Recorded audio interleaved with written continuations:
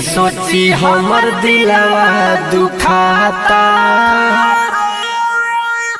हमर जान के डोलिया जाता।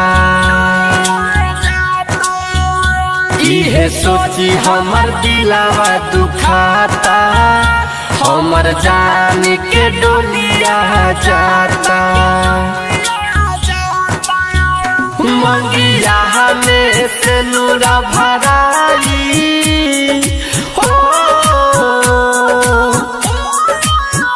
मंगिया में से नूरा भराई, हमर जान के डोलिया जाता।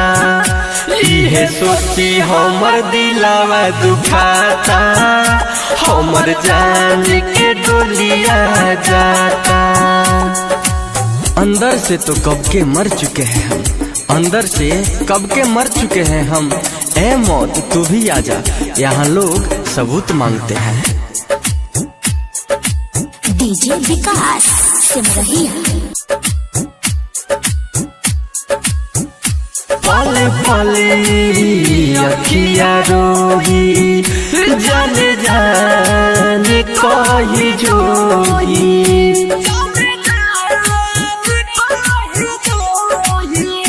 हर पल अखिया रोही, जान जान कही जोगी। साल भर में लगे मर जाई हो, साल भर में लगे मर जाई। दिलवा के दर्द न सहता, इहे सोची हमर दिलवा दुखाता, हमरा जान के डोलिया जाता।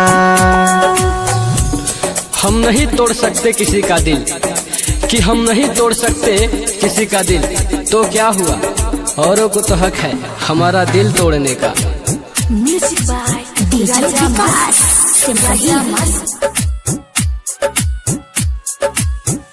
दहकाई मोरे करे जावा, उ सजाई है पिया के से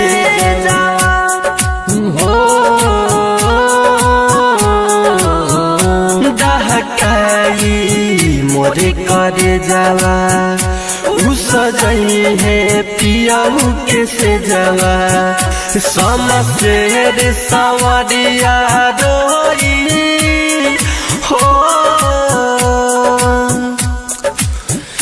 इम्तियाज मासूम रोई।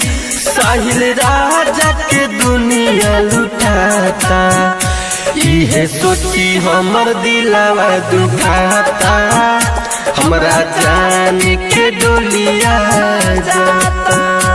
माँ डिजिटल रिकॉर्डिंग स्टूडियो हर सीधी।